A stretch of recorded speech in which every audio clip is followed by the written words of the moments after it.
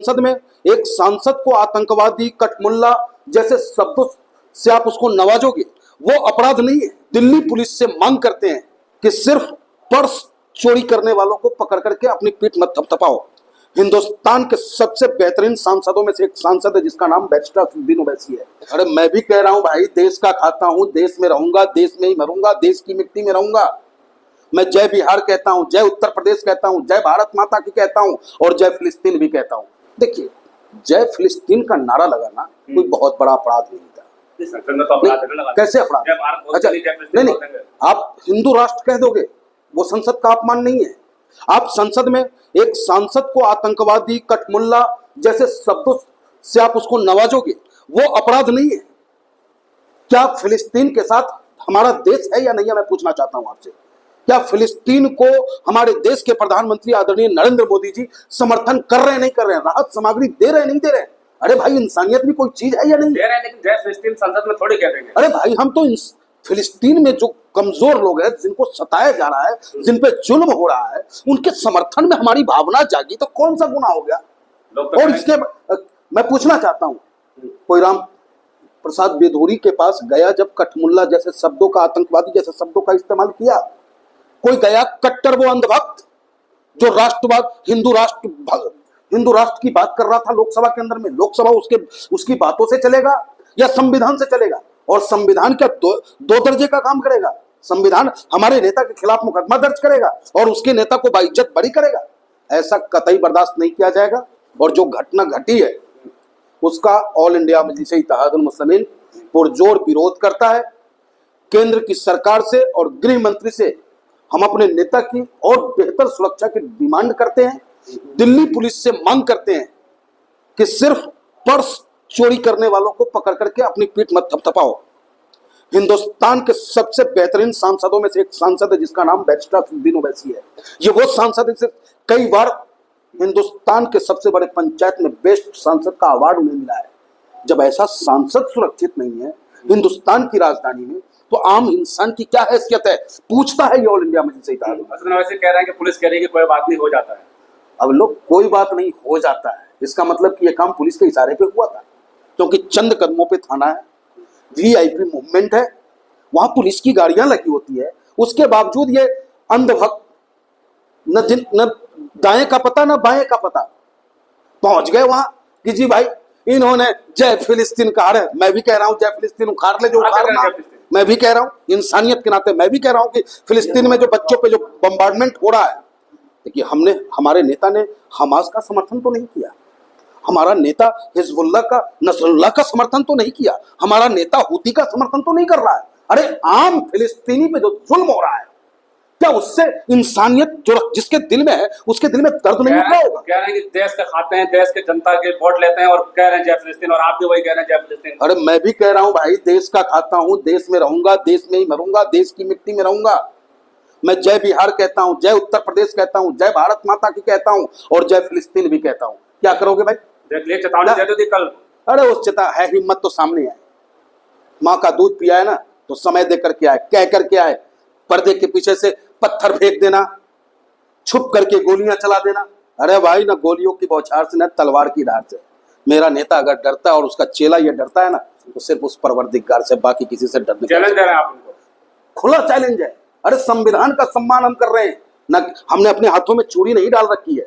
हम भी भारतीय हैं, हम भी हिंदुस्तानी हैं, हमारे रगों में भी भगत सिंह, अशफाक उल्लाह, चंद्रशेखर आजाद का खून दौड़ता है। लेकिन संविधान का हम सम्मान करते हैं।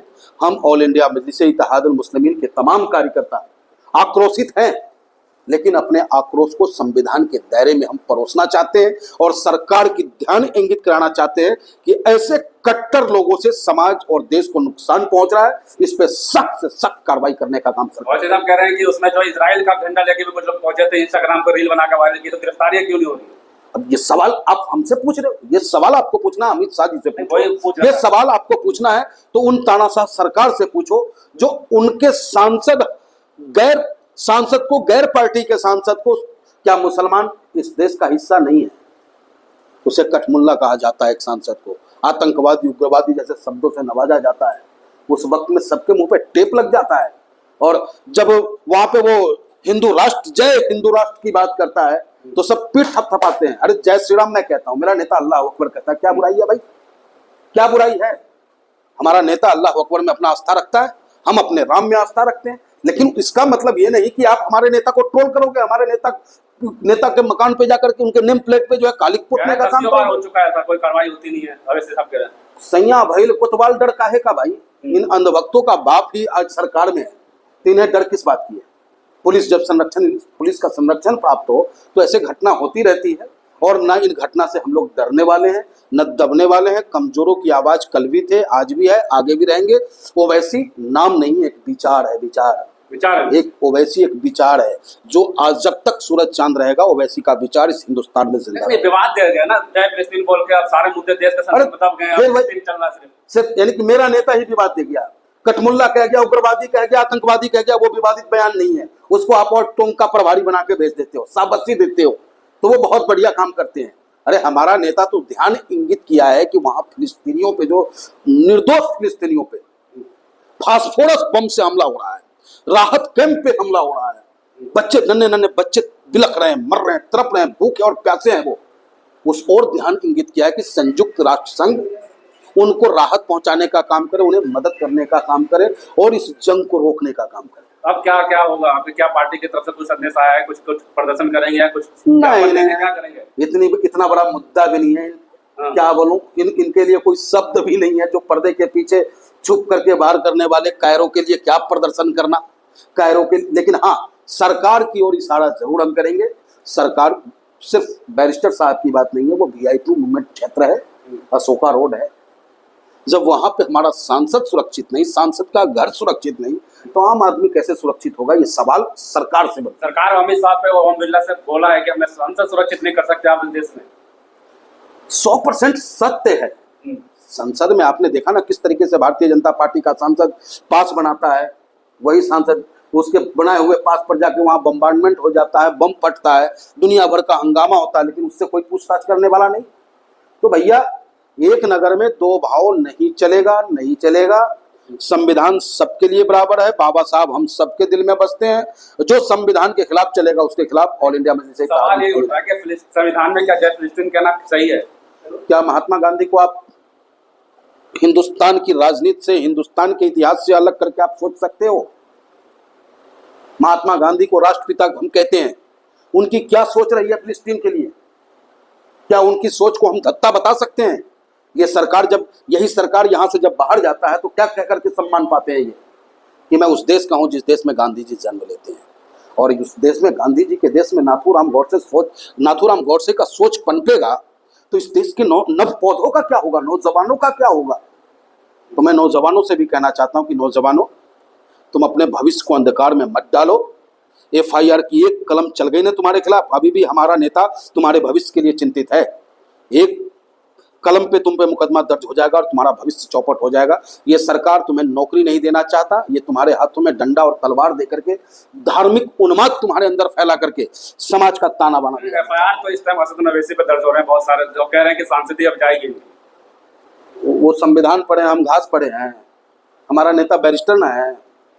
आइए देखेंगे कहाँ तक हमारा सदस्यता लेने का कोशिश करते हैं। ये कोई उल्ला टुल्ला हमको समझ लिए हैं, बैरिस्टर ना है हम, कानून हम पढ़े हुए हैं। कानून हमको इजाजत देता है कि मानवता के नाते, इंसानियत के नाते हम लोगों की मदद करें, लोगों के प्रति सहानुभूति रखें। अगर हम उसकी मदद नहीं कर पा रहे हैं तो हमारी आवाज इतनी बुलंद हो कि पूरी दुनिया हमारी ओर अट्रैक्ट हो और उसकी मदद करने को तैयार हो। शपथ में 2 विवाद और हुए, हिंदू राष्ट्र को लेकर, और जो गाजियाबाद में जहाँ मौजूद यहाँ के सांसद डॉक्टर हेडरवाल जिंदाबाद के नारे लगाते हैं, इस पे क्या कहेंगे?